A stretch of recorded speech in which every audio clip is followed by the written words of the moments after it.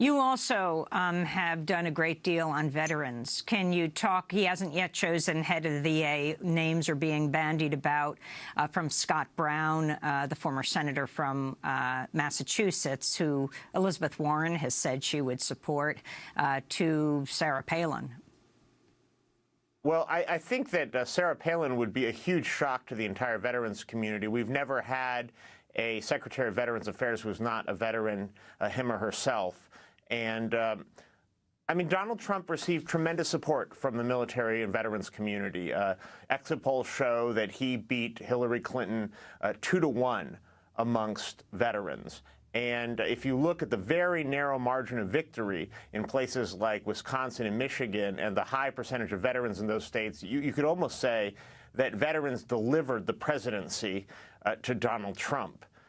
Now we have to see, well, what is Donald Trump going to do for these veterans? You know, he spoke to them directly. He promised to honor our veterans, but he never made really explicit promises beyond the promise that if you could not get an appointment quickly from the VA, that you could go see a private doctor. And this has a lot of people worried that he will dismantle the VA system, which was built up over many generations, a national network of hospitals with many dedicated professionals who are real specialists in the needs of people who have been wounded in war. And everyone, myself included, I've done many exposés about problems at the VA over medication, long waits for disability compensation, and health care.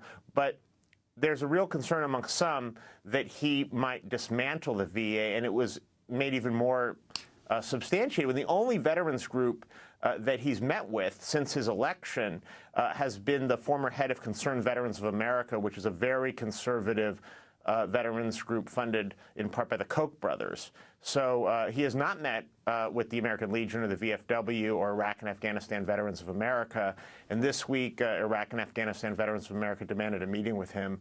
And it will be interesting to see what happens. And the Koch brothers' interest in this? Or are you saying it's about privatization of the VA? Yeah, I think that there is a huge debate about the role of government support of medicine in this country.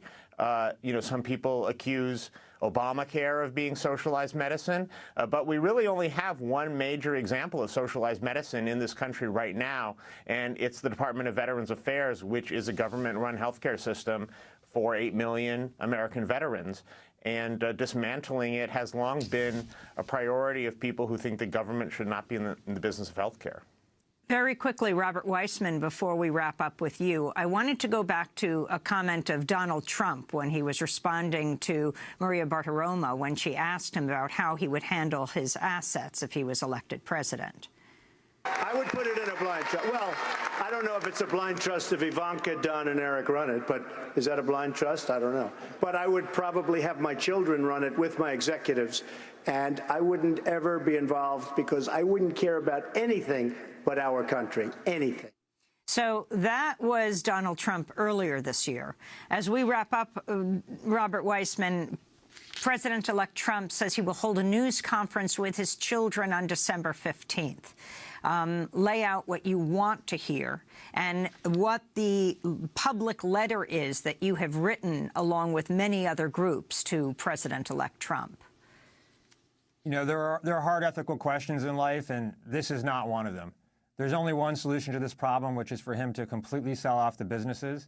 He cannot give it over to the children. Neither he nor the children can have anything to do with the businesses because it's quite obvious the children are going to be centrally involved in policymaking. So that's what we'd like to see. And really, there's universal agreement around this very simple point from anybody who thinks about government ethics, and even including from the Wall Street Journal editorial page.